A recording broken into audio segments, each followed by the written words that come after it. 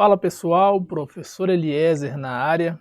Vamos dar início ao nosso curso de Reforma Tributária na Lei Complementar 214 de 2025, a lei mais importante para você, meu amigo, minha amiga, que opera o direito tributário, né? Seja você que vai fazer agora um concurso de auditor fiscal, de procurador, de juiz, seja você que é contador, advogado, auditor, auditora, é a lei mais importante para o direito tributário. Ela regulamenta a reforma tributária. Isso é importante porque é um pré-requisito para você continuar aqui comigo a partir desse momento que você já tenha, estudado a reforma tributária na Constituição Federal, notadamente na Emenda Constitucional 132 de 2023, que são as nossas aulas. A primeira parte do nosso curso é a reforma tributária completa na Constituição Federal, perfeito? Então, espero que você já tenha passado por essa etapa. Se passou, meus parabéns. Vamos começar agora uma maratona de estudos numa lei muito boa de se estudar, né? A nossa experiência aí de estudos com ICMS, com outros tributos, vai nos ajudar muito para aprender a gabaritar qualquer questão de prova dessa Lei 214, tá? E você também vai entender na prática, com muitos exemplos, tá? Com muitos esquemas e muitas questões, como vai funcionar essa nova tributação sobre o consumo. Perfeito? Estou muito feliz que você está aqui comigo. Esteja com o seu vade-mecum em mãos, tá? Impresso, vade-mecum em mãos e impresso. Por quê? Nós vamos fazendo comentários, anotações, resolvendo questões, você vai grifando os pontos importantes, você vai fazendo anotações nesse campo aí específico de anotações que possui esse vade-mecum disponibilizado a você. Perfeito? Então vamos lá, né? Para não ser mal educado, se você não teve contato ainda comigo e quer continuar ainda daqui, ouviu, né, a parte constitucional com outro professor, eu sou o professor Eliezer, auditor fiscal do Estado de Goiás, lotado na representação do Estado no Conselho Nacional de Política Fazendária, ex-auditor fiscal do Distrito Federal, aprovado e nomeado também na Cefaz do Estado de Santa Catarina, servidor público desde os 18 anos, especialista em direito tributário, legislação e reforma tributária. Vamos juntos? Então vem comigo. Vamos começar do título 1, tá? Nós estamos no livro 1 da nossa lei, o livro 1 que trata de IBS, CBS, né, e imposto seletivo, é o livro 1 da nossa lei. O título 1, ele trata das normas gerais do IBS e da CBS. E o seu capítulo 1 das disposições, tá? Das disposições preliminares. E essa parte que nós vamos estudar agora é uma das mais importantes, especialmente para quem vai fazer prova, porque as bancas gostam muito de cobrar essa parte inicial da lei, que trata de conceitos, hipóteses de incidência, hipóteses de não incidência, características gerais, tá? Então fique atento, bem atento a essa parte, porque teremos questões garantidas em nossa prova. Artigo 1º, ficam instituídos, tá? Ficam instituídos o IBS, Imposto sobre Bens e Serviços, de competência compartilhada entre estados, municípios, DF, e a CBS, Contribuição Social sobre Bens e Serviços, de competência da União, tá? De competência da União. Esse artigo 1º aqui, né, a nossa lei complementar, ela cumpre um mandamento constitucional lá do artigo 126 do ADCT, que ele diz que IBS e CBS serão instituídos na mesma lei complementar. Em regra, nós temos que quem institui imposto é a lei ordinária de cada ente, né, competente para instituir aquele gravame, aquele tributo. Todavia, aqui nós temos a diferença porque IBS é um imposto de competência compartilhada entre todos os estados e todos os municípios, né? Assim nós já aprendemos na Constituição. E a CBS, competência exclusiva ali da União, né? O que faz o nosso IVA dual, né? Então é isso que faz o nosso IVA dual. Deixa eu só... Espera aí que minha caneta deu zebra aqui. Pronto.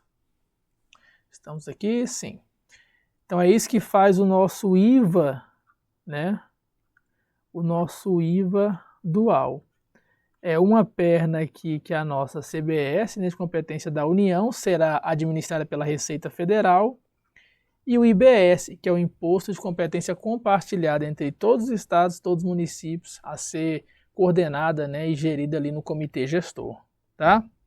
Então veja que já é um mandamento. Quem está instituindo IBS e CBS é a Lei Complementar 214. Tá? Ou seja, essa lei complementar está cumprindo o papel da Constituição de estabelecer normas gerais, porque ela já traz hipótese de incidência, de não incidência, fato gerador, sujeição passiva, regras de crédito, de não cumulatividade, e ao mesmo tempo institui esse imposto. No ICMS é diferente. No ICMS, a Lei Candir, ela traz somente normas gerais, e a lei de cada estado institui o ICMS no seu território. Aqui não. Aqui o IBS está sendo instituído por uma lei complementar nacional. Perfeito? Artigo 2º. O IBS e a CBS são informados pelo princípio da neutralidade, tá? Segundo o qual esses tributos devem evitar distorcer as decisões de consumo e de organização da atividade econômica, observadas as exceções previstas na Constituição e nesta lei complementar, tá? Então veja, lá na Constituição nós estudamos os novos princípios constitucionais que agora são expressos, e os novos princípios de direito tributário expressos na Constituição. São aqueles lá do parágrafo 3º, né, do artigo 145, né, que é simplicidade, transparência, justiça, cooperação e defesa do meio ambiente. Ali são princípios aplicáveis a todo o sistema tributário nacional, a todos os tributos. Eles irradiam por todo o sistema tributário nacional. Esse princípio da neutralidade é um princípio que informa o IBS e a CBS, tá? E o conceito dele, né, o próprio artigo nos traz. O que é esse princípio da neutralidade? É o princípio segundo o qual esses tributos devem evitar distorcer as decisões de consumo e evitar distorcer a organização da atividade econômica, tá? É o fim da guerra fiscal que acontece hoje com o ICMS. O ICMS, ele não evita, né, ele não evita distorcer as decisões de consumo nem de organização da atividade econômica. Pelo contrário, em muitas das vezes ele estimula, tá? Com a concessão de benefícios fiscais com a finalidade exclusiva de atrair uma empresa para o seu território. Perfeito? Então, veja que o ICMS não é neutro. Então, esse princípio da neutralidade é muito caro para esse novo sistema de tributação. Por quê? Para a tributação ser neutra, né? Um bom IVA e que seja neutro, quem arca, né, com o ônus financeiro completo da tributação é o consumidor final. Evita-se deixar resíduos tributários no meio da cadeia econômica, né, de circulação, como acontece hoje com os tributos sobre o consumo, ICMS, IPI, ISS, PIS, COFINS. Eu tenho cumulatividade, né, horizontal e vertical, né? Esses tributos não se conversam na questão da não cumulatividade. Então veja que o princípio da não cumulatividade é importantíssimo para que esse princípio da neutralidade seja efetivado, tá? O que mais que efetiva essa neutralidade? A vedação a se conceder benefícios fiscais, né? Só posso ter benefícios fiscais aqueles previstos na Constituição, benefícios esses que são regulamentados por esta lei complementar. Então veja que o princípio da neutralidade não é absoluto, né? Eu tenho exceção prevista no próprio texto constitucional São os regimes diferenciados, específicos e favorecidos. Perfeito? Artigo 3º. O artigo 3º ele traz conceitos que daqui para frente vão nos acompanhar durante todo o estudo desta lei. Então é importante, muito importante a exata compreensão desses conceitos para que você consiga compreender os demais termos da relação jurídico-tributária que nós veremos daqui para frente. Então leia, releia, entenda cada um desses conceitos que são apresentados no artigo 3º. Olha só. Para fins dessa lei complementar, considera-se operações. Veja que operações é um termo bem amplo, né?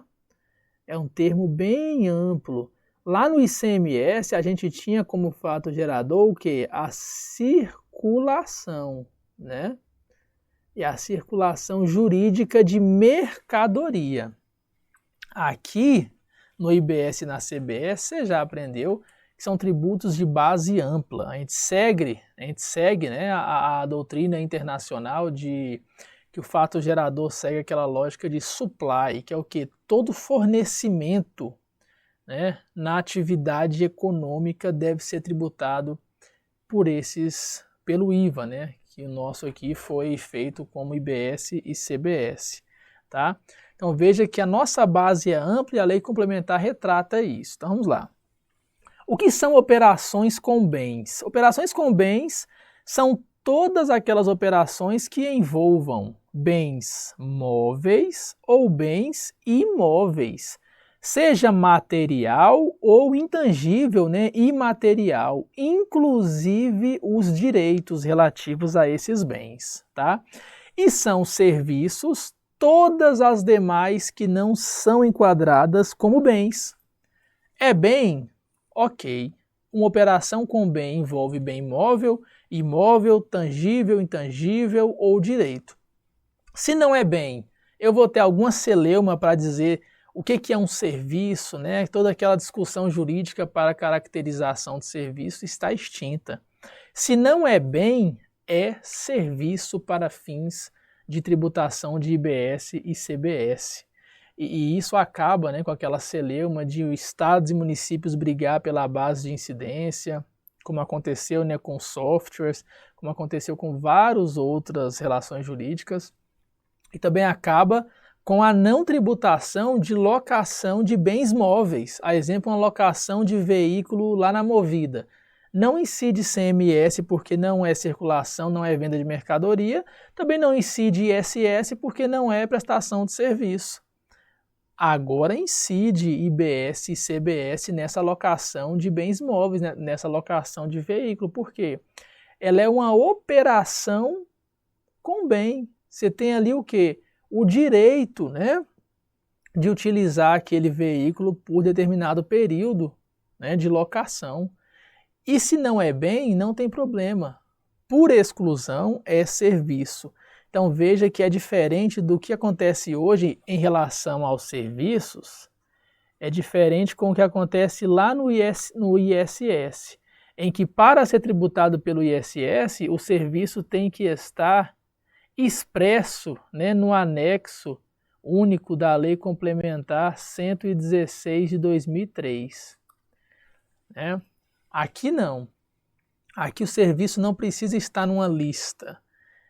É considerado serviço, será tributado, independentemente da caracterização desse serviço numa lista taxativa. Tá? Então, serviço é por exclusão. Perfeito? Próximo. Então, recapitulando, operações com bens. São todas operações. Claro que nós vamos verificar que a lei depois esclarece o que é o fato gerador, onde vai ter a incidência de IBS e CBS. Não é sobre toda e qualquer operação com bens móveis e imóveis, não. Tá?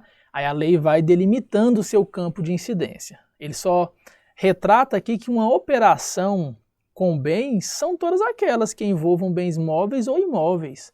material ou imaterial, inclusive direitos, e serviços as demais, tá? E o que é o fornecimento, né? Que é exatamente esse termo importado, né, lá da doutrina internacional de incidência dos IVAs, que é o supply, fornecimento. Fornecimento é a entrega ou disponibilização de um bem material, tá vendo? Entrega ou disponibilização de um bem.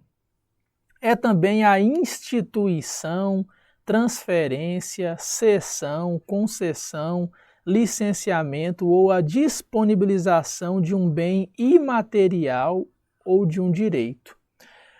Ou também é uma prestação ou uma disponibilização de um serviço, tá? Então vejam, se esse fornecimento, né, é com um bem material, você pode entregar esse bem material ou disponibilizar ele ao comprador, né? Você vai numa loja, compra um saco de cimento, ele te entrega o saco de cimento, ou se ele disponibiliza esse saco de cimento num depósito para você retirar, é uma disponibilização. Se é um software, ele disponibiliza ou ele licencia o direito de uso desse software ou de um outro bem intangível para o comprador, né, para o adquirente. Veja que tudo está no âmbito das relações econômicas. E serviço é também considerado fornecimento, né, a prestação ou a disponibilização de um serviço. Então, fornecimento, bem material, entrega ou a disponibilização desse bem material. Bens imateriais, envolve tudo, né, toda relação econômica, instituição, transferência, cessão, concessão, licenciamento, disponibilização, inclusive dos direitos. E serviço, a prestação de um serviço ou a disponibilização de um serviço, tá? Continuando. 3. Fornecedor. Quem é o fornecedor? Que geralmente é o contribuinte, né? Em regra, quem é o contribuinte? É o fornecedor. Mas nós vamos ver que não são todos fornecedores. Essa lei ela depende muito desse estudo conjunto, né? Com as outras hipóteses, com os outros elementos da matriz de incidência. Mas nós chegaremos lá. Nesse início é importante que você perceba quem é o fornecedor que dá, né, fato, que dá aso a essa concretização de um fato que se amolda, né, a algo abstrato que está na lei. Veja que lá no nosso fato gerador, o nosso fato gerador está muito, né, envolto do termo fornecimento. Fornecimento de bens materiais, fornecimento de um serviço, de um direito. Então, quem é o fornecedor? Fornecedor é a pessoa física ou jurídica. Fornecedor é uma pessoa física ou jurídica residente ou domiciliado no Brasil ou no exterior que realiza o fornecimento. Para a prova, veja que pode ser pessoa física ou jurídica. Ele pode ser residente ou domiciliado no Brasil ou no exterior. Ele também vai ser fornecedor, tá? E que realiza o fornecimento. O 4 e o 5 é importante porque o adquirente nem sempre será o destinatário da mercadoria, tá? Então já anote aí, ó, anote aí na sua lei, ó, o adquirente, tá? O adquirente pode ser distinto do destinatário do fornecimento, tá? Então, eu posso estar adquirindo algo para ser destinado, né, para ser fornecido ao meu filho, né, a um amigo. Então, veja, quando dá essa separação, eu tenho a figura do adquirente e a figura do destinatário daquele fornecimento. Perfeito? Vamos ler. O adquirente, então, é aquele obrigado ao pagamento. O adquirente é aquele obrigado ao pagamento ou a qualquer outra forma de contraprestação. Veja que não é só o pagamento, né? Operações onerosas envolvem pagamento ou contraprestação pelo fornecimento de um bem ou de um serviço. E nos casos de pagamento ou de qualquer outra forma de contraprestação por conta e ordem ou em nome de terceiros, é aquele por conta de quem ou em nome de quem decorre a obrigação de pagamento. O que ele está dizendo aqui? Adquirente, quem regra, é quem faz a aquisição de algo, ele pode, é aquele obrigado ao pagamento ou à contraprestação, ou se for uma operação por conta e ordem de terceiros, que a gente via mais na importação, é aquele que dá a ordem, né? É aquele que dá a ordem. Na importação, a gente tinha já um exemplo consolidado disso, né? Numa importação por conta e ordem de terceiros, o contribuinte é o destinatário dessa mercadoria, é quem está contratando a empresa especialista em importação para importar. Tá? Então, numa importação por conta e ordem de terceiros, o adquirente é aquele que dá a ordem. Então, imagine que A contrata B para fazer uma aquisição da empresa C. Tá? Imagina que C é uma empresa de software, intensivo em tecnologia da informação. A precisa de uma solução de software, só que A não entende dessa parte. Então A dá a ordem, né? Faz um contrato por conta e ordem de terceiros para que B contrate esse software de C. Quem é o adquirente? O adquirente é A. Se ele contrata de forma direta ou se ele contrata, numa operação por conta e ordem de terceiros em que B faz essa intermediação. Tá? Então, numa operação por conta e ordem de terceiros, o adquirente é quem dá a ordem. E quem é o destinatário? O destinatário é aquele a quem for fornecido o bem ou o serviço, podendo ser o próprio adquirente ou não. Tá? Podendo ser o próprio adquirente ou não. Então, veja que o destinatário pode ser também o adquirente. Se eu adquiro um serviço para um terceiro, eu sou o adquirente, o terceiro é quem? O destinatário daquele fornecimento de serviço. Tá? Ou se eu compro uma mercadoria para um terceiro, a mesma coisa. Eu sou o adquirente, o terceiro lá é o destinatário. Perfeito? Mas as duas figuras podem ser coincidentes. Perfeito? Parágrafo 1º.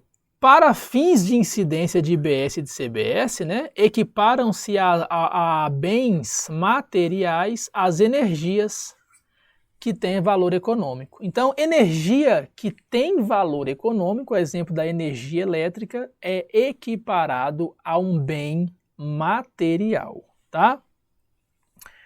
E parágrafo 2º, incluem-se no conceito de fornecedor as entidades sem personalidade jurídica, incluindo sociedade em comum, tá? Incluindo sociedade em comum, sociedade em conta de participação, consórcio, condomínio e fundo de investimento. Perfeito? Então fique atento. Para ser fornecedor, e muitas das vezes ser contribuinte, sujeito passivo do IBS e da CBS, não precisa ter personalidade jurídica, tá? Então pode ser também fornecedor entidades sem PJ, ó. Anote aqui, ó, no fornecedor você coloca aqui, ó, inclusive sem PJ, né? Então, inclusive entidade sem personalidade jurídica, incluindo sociedade em comum, que é aquela sociedade irregular de duas pessoas que se juntam para fazer algo, mas não registra, não formaliza nada. Sociedade em conta de participação, tem aquele sócio ostensivo e aquele sócio oculto. Consórcio, tá?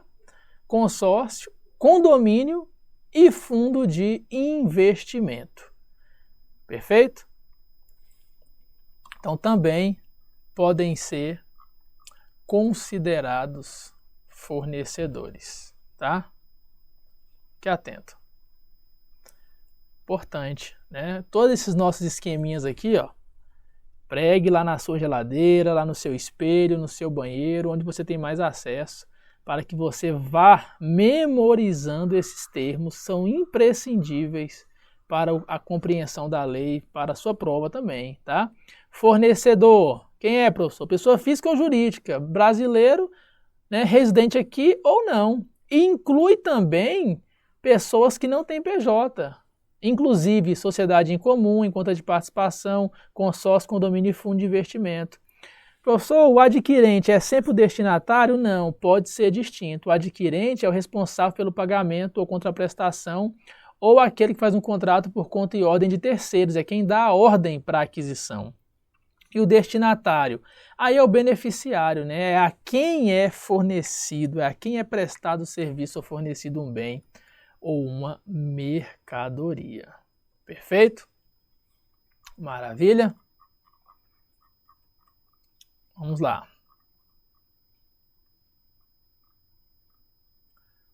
Questão, né? Questão de número 1. De acordo com as disposições da Lei 214, que regulamenta, julgue as assertivas. Item 1. O princípio da neutralidade do IBS e da CBS implica que esses tributos devem evitar influenciar as decisões de consumo, ainda que isso implique desconsiderar exceções na Constituição. Não, aí está errado, né? Aí está errado porque eu tenho o princípio da neutralidade, que realmente deve informar IBS e CBS, mas não são princípios absolutos. Você tem exceções previstas no próprio texto constitucional e exceções regulamentadas pela própria Lei 214, regime diferenciado, específico, favorecido, tá? Então a 1 não merece prosperar aqui não. A gente já elimina a A, elimina a D, né? A letra E ficou aqui escondida, mas a letra E está dizendo que todas são corretas, tá? Item 2.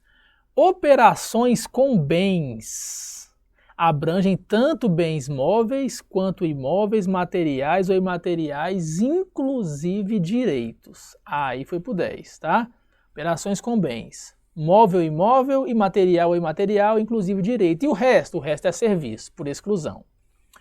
3. Quem é o fornecedor, professor? Fornecedor é a pessoa física ou jurídica domiciliada exclusivamente no Brasil? Não, o fornecedor pode ser domiciliado lá no exterior, que também será fornecedor. Então a 3 também não merece prosperar. Já achamos nosso gabarito, né? No conceito de fornecedor, inclui entidades sem PJ, como um consórcio, um fundo de investimento, um condomínio, sociedade em comum, sociedade em conta de participação, são todos também podem ser considerados fornecedores. Nós veremos lá na parte de sujeição passiva que, em regra, eles não são contribuintes de IBS e CBS, tá? Fundo de investimento, consórcio, condomínio, em regra, não são contribuintes, só que eles podem optar por ser contribuinte. Perfeito? Questão de número 2. Para fins de incidência de IBS e da CBS, equiparam-se a bens materiais as energias que tenham valor econômico. Perfeito, né? A exemplo da energia elétrica, tá? Então, para fins de incidência, as energias que têm valor econômico, a exemplo da energia elétrica, possui, né, são equiparadas a bem material, a um bem material. Não é serviço, não é bem imaterial, não é direito, é bem material. A exemplo de, né, um saco de cimento, de um saco de arroz, é um bem material. Próxima. Para fins de incidência de IBS e da CBS, os conceitos de adquirente e destinatário são sempre coincidentes? Não. Podem coincidir? Podem. O destinatário, em certa ocasião, pode ser o adquirente? Pode, mas pode ser distinto também. Quando você contrata um serviço, um fornecimento para um terceiro, você é o adquirente e o terceiro é o quê? O terceiro é o destinatário, tá? Finalizamos aqui o bloco 1. Próximo bloco a gente vai entrar nas hipóteses de incidência, elemento material da matriz de incidência do IBS e da CBS. Vamos para cima. Grande abraço, grande beijo e até a próxima. Qualquer dúvida, estou à disposição.